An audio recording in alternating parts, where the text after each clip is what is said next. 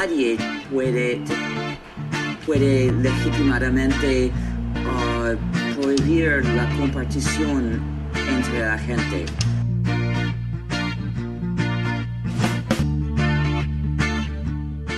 Cuando desarrolladores decían copiar o cambiar un programa es ser pirata.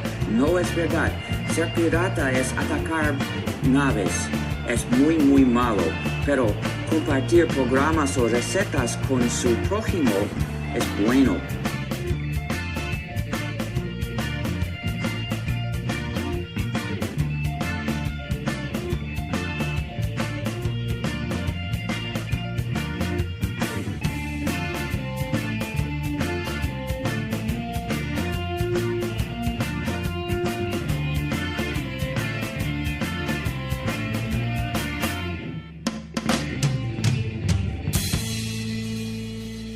El software es todo lo blando que no podemos tocar y que nos permite utilizar aparatos eléctricos, tecnología. Una computadora sin software no sirve de nada. Un cajero electrónico sin software no sirve de nada. Un celular sin software no sirve de nada. El hardware en este caso es todo lo que ves acá. Todo lo físico, lo que se puede tocar, lo tangible, lo palpable.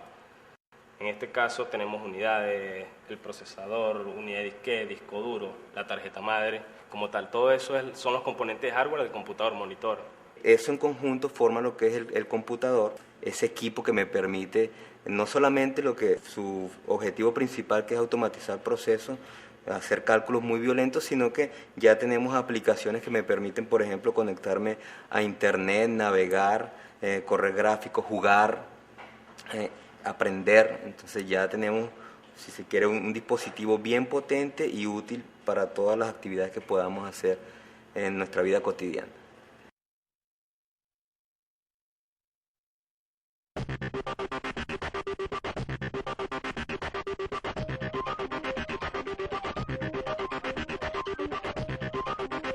Richard Stallman, junto con otras personas, creó lo que se dio por llamar en ese entonces la Free Software Foundation, que aún persiste. Este grupo de programadores, que en este caso dirigía Richard Stallman, se comunicaron. ¿Por qué?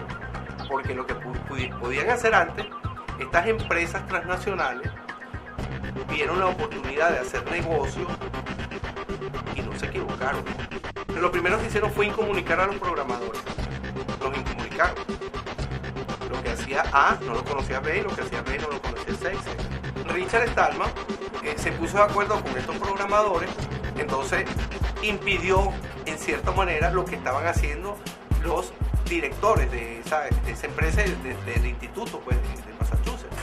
Y entonces se comunicó con los otros programadores y entonces echó por tierra la restricción que habían puesto los directivos. Eso pues ocasionó una especie de colapso. Tuvieron que salir ya no tuvieron más trabajo, tuvieron que irse, como dicen, a la calle, a hacer las cosas en las que ellos creían, pero de manera independiente. Entonces así es como surge la Free Software Foundation y el proyecto GNU Linux. Posteriormente, ellos estaban desarrollando pues todo lo que se refiere al sistema operativo, pero posteriormente surgió una persona en 1992, Linus Torvalds, y generó lo que se dio por llamar el kernel Linux.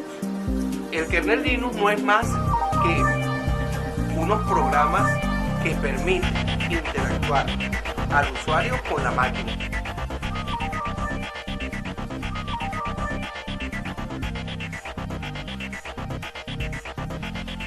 El software libre es todo ese software, todos esos sistemas que no solamente permiten usar cajeros electrónicos, computadoras, celulares, sino que además te permiten accesar al conocimiento que está detrás de ese sistema, accesar al código fuente, tener la posibilidad de manipular ese código fuente y tener la posibilidad de distribuir ese software a conveniencia.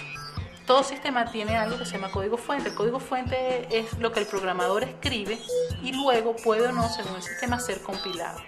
Cuando es compilado, normalmente, cuando se trata de software propietario, se entrega un ejecutable. Entonces es el sistema, pero no puede ser visto lo que el programador escribió. Cuando uno quiere hablar de software libre, cuando uno quiere explicarle a una persona cómo es lo que es el software libre, uno trata de buscarle algún ejemplo concreto. Nosotros vemos, por ejemplo, que hay muchas cosas en la vida cotidiana que son libres y no pensamos en eso porque desde chiquito nos han enseñado que son libres. Por ejemplo, las arepas. A uno cuando uno es chamo, a uno le enseñan cómo hacer una arepa, le enseñan a uno qué se hace con esto, con harina de maíz, le echas agua, tal y qué sé yo. Si quieres una reina pepiada la haces así, si quieres una de, no sé, de carne mechada con queso amarillo la haces así, etcétera, etcétera, ¿ok? Imagínense más bien si fuera al revés, imagínense más bien si la receta para hacer una arepa la supieran nada más las areperas. Eso es lo que pasa en el mundo de la computación, en el mundo del software. En el mundo del software tenemos el problema de que quienes están haciendo los programas se han apropiado del conocimiento. Cuando hablamos de programas como Windows, como Word, como Excel, esos programas que nosotros utilizamos día a día. La forma como están hechos esos programas es una forma que se ha mantenido privada, que se ha mantenido secreta y que solamente las grandes empresas como Microsoft, Adobe, Sun, etcétera, etcétera, solamente ellos lo conocen. Y el conocimiento para hacer esos programas está detrás de unos muros. Pues. En los años 60, 70, cuando comenzó todo esto, cuando comenzó a desarrollarse software, era algo completamente que todo el mundo sabía cómo se hacían los programas, la gente se pasaba los códigos entre ellos. Los códigos es algo así como, cuando hablo de código, hablo así como, quiero decir los planos, ¿no? O sea, la receta. Las grandes transnacionales, empresas como Microsoft, etcétera, mantienen el código fuente de esos programas detrás de una OS, ¿ok? Y ha sido una tendencia que no existe solamente en el software, existe en el conocimiento en general. Esto lo descubrí yo, este conocimiento es mío y yo no lo comparto con nadie a menos que tú me pagues. Y si tú me pagas, te lo puedes quedar tú nada más y tú tampoco le puedes dar ese conocimiento a más nadie. Todo ese conocimiento, cuando se trata de software libre, está precisamente de acceso público, de acceso libre, y que el código fuente es libre y que existe libertad absoluta para distribuir, modificar, usar y mejorar el código. De alguna manera es buscar la expresión de la libertad de la persona a través del uso de la tecnología, de software en particular. Cuando se habla de software propietario, se está resaltando el carácter comercial del software y en contrapartida el software libre es como no comercial. Pero el software libre no es software gratis. Lo que significa software libre es que precisamente da la libertad de conocer el código fuente, de distribuirlo, de modificarlo y de usarlo. A eso se refiere cuando hablamos de software libre. Entonces, la diferencia del software privativo es, que te impone serias restricciones en el uso y en la forma en que se desarrolla y se gestiona la tecnología. Esas restricciones, pues, impiden que las personas compartan libremente el software. Nosotros ya sabemos que todo el software privativo, propietario, se maneja con licencias. Sabemos que si lo compramos, aunque hayamos pagado la licencia, no podemos compartirlo con otra persona.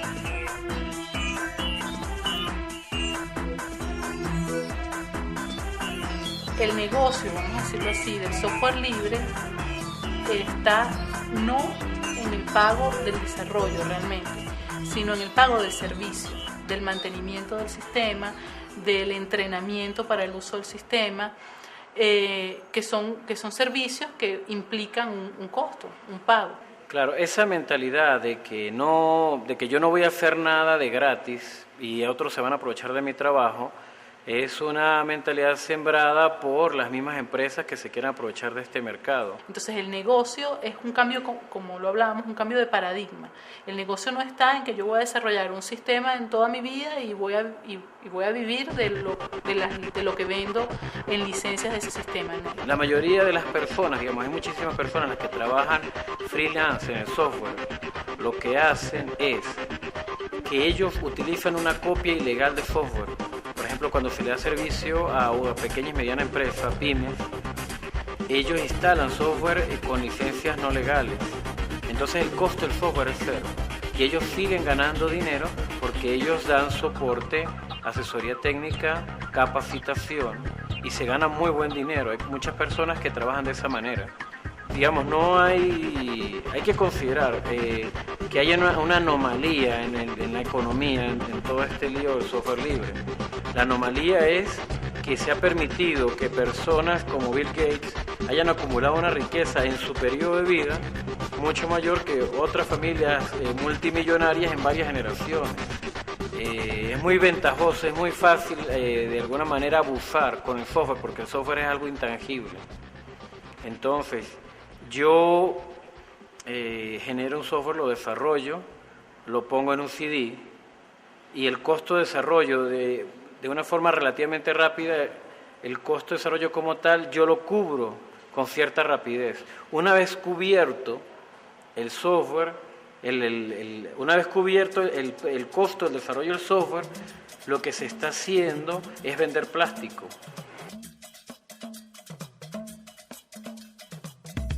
O sea, cuando hablamos de software desarrollado en otras partes del mundo, hablamos de Windows. Entonces, bueno, eso es una palabra en otro idioma. No tiene nada que ver con nuestra cultura, con nuestro idioma, ¿no?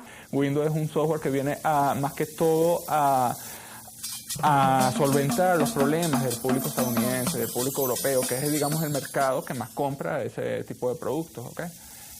En Venezuela y en muchos otros países del mundo, no solamente Venezuela, en la mayoría de los países del mundo que no estamos tan desarrollados entre comillas, como lo puede estar los Estados Unidos, esas pruebas no se hacen, de tal forma que tenemos un software que ni está adaptado para nosotros, ni está adaptado para nuestra población, ni está adaptado para nuestras realidades. Entonces todo tiene implicaciones culturales. En el año 2003 yo asistí al primer Congreso Latinoamericano y del Caribe de uso y desarrollo de software libre en el Cusco, Perú.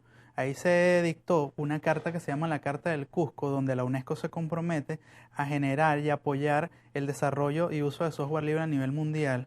Y de ahí salió un grupo de desarrolladores el cual está comprometido a desarrollar, valga la redundancia, sistemas operativos en los idiomas indígenas de cada país, de cada región. Yo tomé la parte de Venezuela tras una investigación que se hizo con el gobierno venezolano y con unas universidades zulianas. Llegamos a la conclusión, por el estudio, que el 64% de la población indígena venezolana alfabetizada está en idioma guayú, ¿okay? Debido a la tecnología, cuando se introduce en estas etnias, se van perdiendo los valores epistemológicos y los valores culturales, que es muy importante de estas etnias.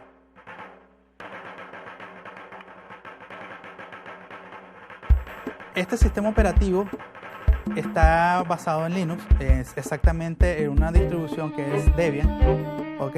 Es el sistema base, tomando esto, la traducción de este idioma, el entorno gráfico y el OpenOffice. El OpenOffice hace las veces del Microsoft Office, por nombrar uno de ellos, ¿ok?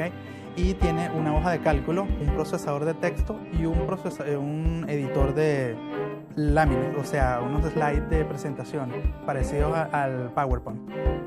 Hay muchos otros desarrolladores, no solo en Venezuela, sino en muchos otros países del mundo, que han estado trabajando justamente para personalizar Linux o programas de software libre para personalizarlos para su cultura, pues. Por ejemplo, en Sudáfrica también se ha repetido esta experiencia. El OpenOffice se ha traducido a varios idiomas de varias etnias propias allá de Sudáfrica, 6 etnias, si mal no recuerdo. En Chile tengo entendido que también hay otra experiencia parecida. Y la realidad es que nosotros aquí en toda Latinoamérica tenemos muchas grandes cantidades de cultura que tenemos que preservar, que tenemos que luchar para que se mantengan, y no lo vamos a lograr si simplemente tenemos lo que nos traen las transnacionales extranjeras. Tenemos que ponernos nosotros a trabajar para nosotros mismos, hacer nuestras propias aplicaciones libres que funcionen no solamente para nosotros, sino para todas las culturas que hay en nuestros propios países. ¿Okay? Eso es algo que creemos que es bastante importante, bastante primordial. En el transcurso de los 100 años próximos, el 60% de los idiomas a nivel mundial van a desaparecer. Es tanto así que los más afectados van a ser los países africanos y los países latinoamericanos, ya que tienen dentro de su geografía una diversidad de idiomas, ¿okay? Y lenguas autóctonas de los países, las cuales están siendo desplazadas, en este caso, por el español y por el inglés. 3 de cada 4 páginas web a nivel mundial están hechas en inglés, y el 50% de los usuarios no es de habla de este idioma.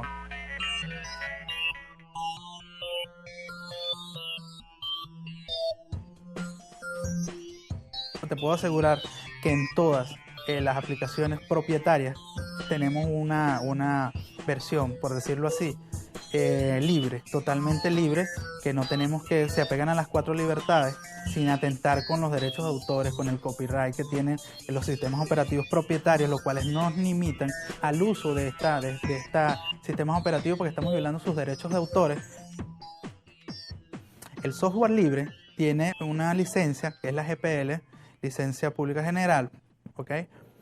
Y se llama copyleft, le han llamado copyleft para darle la parte contraria al copyright.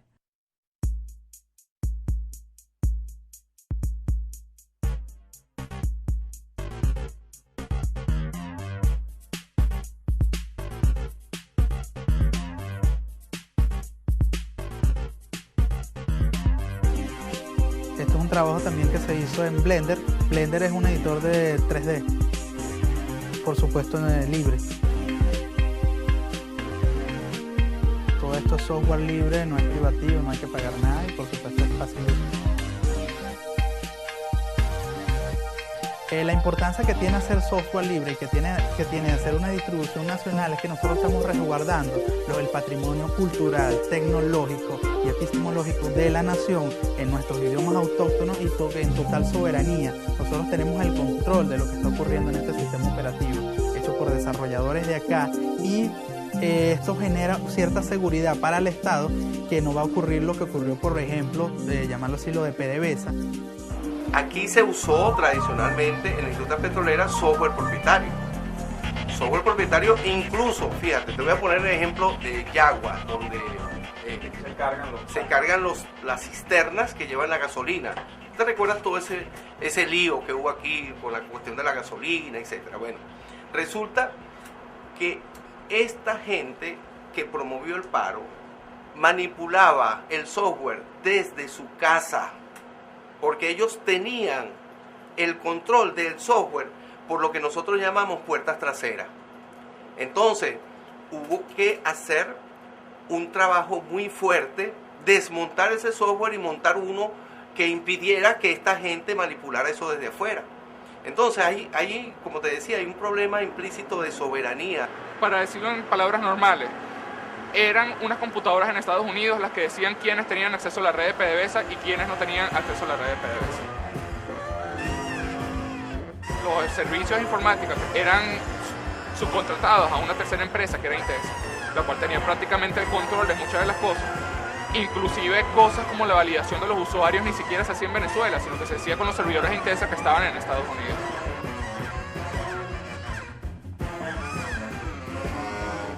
Desde mi punto de vista, el decreto 390 surge del paro petrolero. PDVSA, el que es la fuente principal de ingreso de Venezuela, se dio cuenta que necesitaba una base más firme.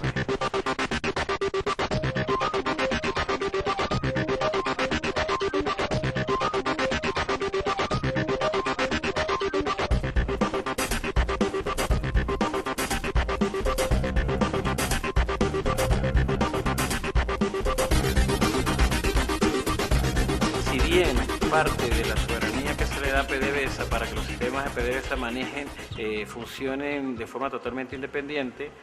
Luego la trascendencia en todos los ámbitos, social, en desarrollo endógeno, en desarrollo cultural, social en Venezuela, es total, digamos, es un marco integral, ya que las tecnologías de información y comunicación abarcan casi todos los aspectos de nuestra vida, pues de la misma manera, al hacerlo con software libre y de la misma manera el software libre afectará todos esos aspectos. Les recuerdo que estamos trabajando con ¿qué suite de oficina? Linux. OpenOffice. ¿Sí? El sistema operativo es Linux bajo distribución débil.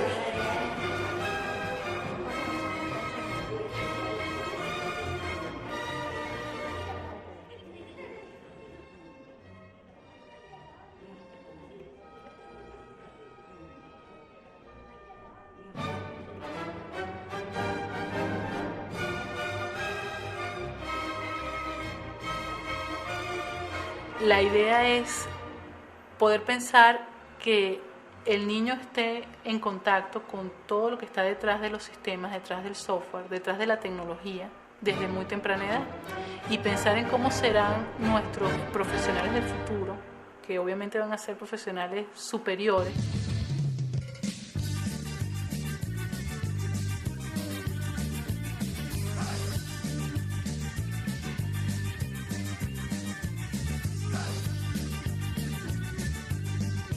El FreeSol es un evento que se hace todos los años en Latinoamérica, ¿okay? No solamente se hace en Venezuela, se hace en varios países de Latinoamérica. De hecho, el FreeSol significa Festival Latinoamericano de Instalación de Software Libre. ¿Okay? Es un evento que es organizado por los diferentes grupos de usuarios Linux en Latinoamérica, ¿okay? Y se está realizando en varias ciudades simultáneamente en este momento. Hay ahora varios movimientos en el país, más o menos independientes, en función de promover el software libre. Sería interesante que estos movimientos se cohesionaran, que hubiera algún nivel de articulación, no que trabajen totalmente juntos, pero que hubiera algún nivel de articulación para ser más eficientes en el logro de objetivos. Por ejemplo, lograr que de verdad todos los centros de educación en informática, incluso los infocentros, puedan tener instalado software libre. Aquí tenemos una gran cantidad de gente, digamos 60, 70%, hasta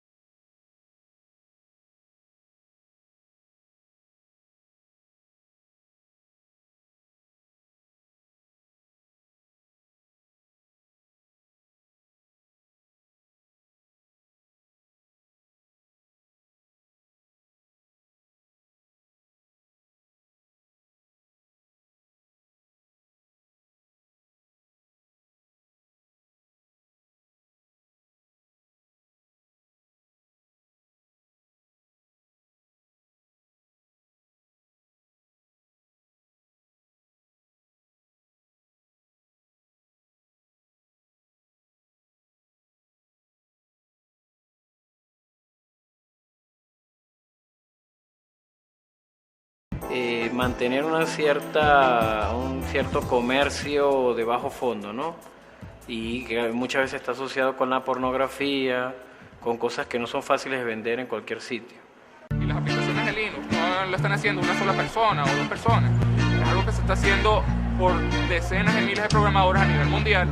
Muchos de ellos ven el código, ven los errores y los reportan inmediatamente, ¿okay? Y permite que en cuestión de 1 o 2 días los errores sean solventados.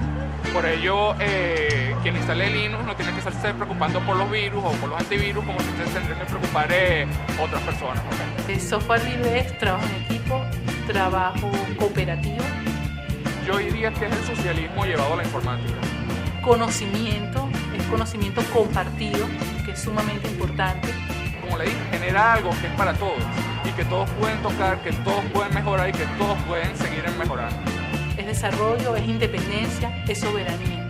Eso es software libre.